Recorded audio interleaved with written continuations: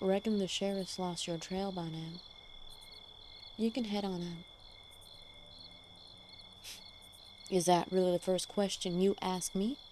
After everything I've done for your sorry ass? After everything you've done? You do know you're asking a lot of me, right?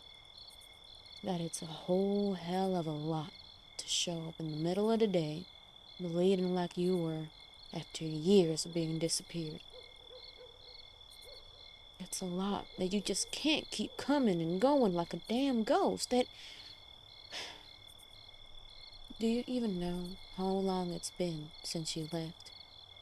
Can you tell me, right now, how long's passed since you left this land last?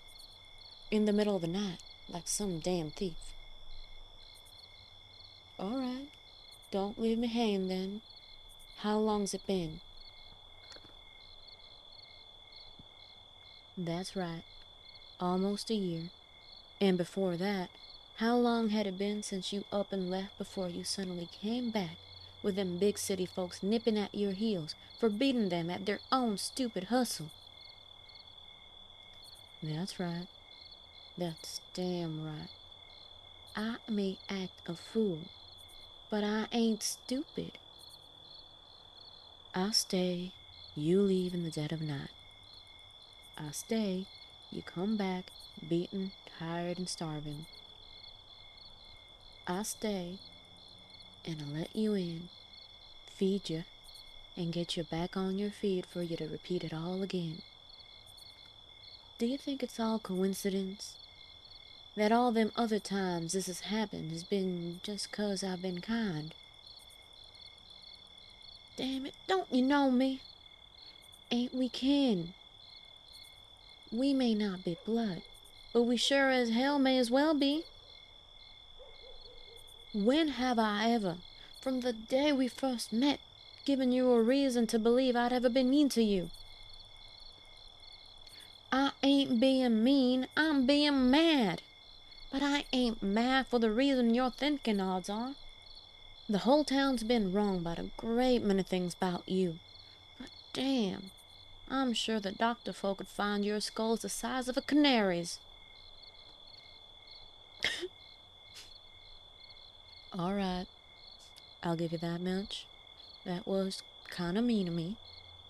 But mean don't equal wrong.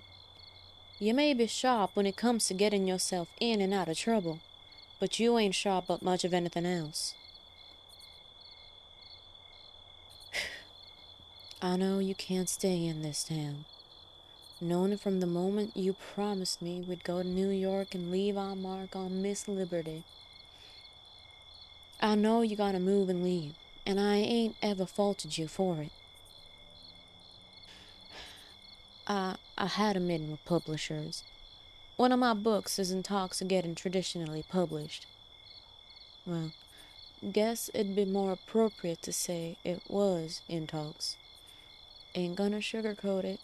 Agent was none too pleased when I said a family emergency is keeping me from traveling on down to the city and signing the contract.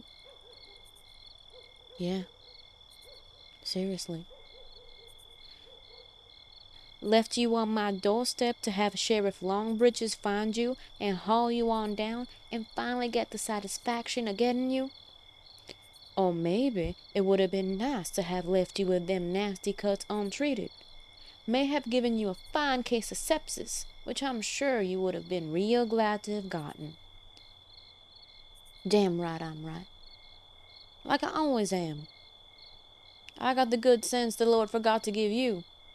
Town's always been right about that. Warrants out for you in how many counties? Or is it the whole state by this point?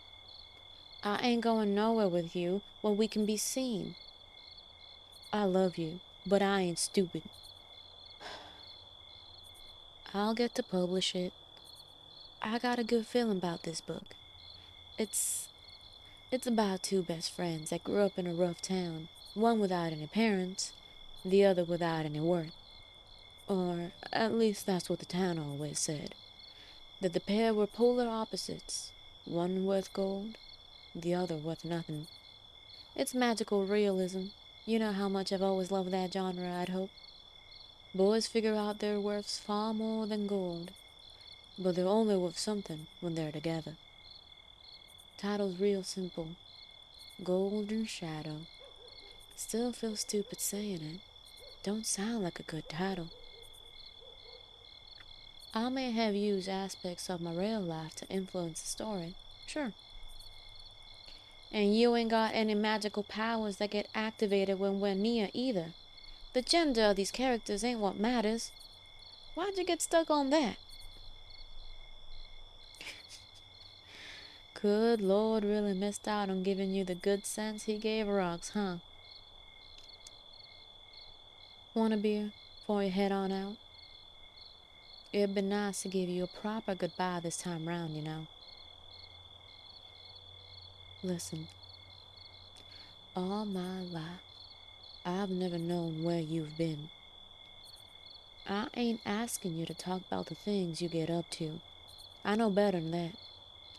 I also know you need to roam, that I can't ask you to stay put in this tired old town. I ain't gonna stop you from heading out, and I ain't ever wanted to stop you either. 'Cause I hate waking up thinking that maybe once you've waited to say goodbye, just to find my house empty. I ain't mad you leave. I'm mad you leave without telling me. So, for once, can you just give me that closure? I'll be right here next time you get in trouble. I ain't ever leaving this place. This place. I know you need to leave. But I know you know I can't ever leave either.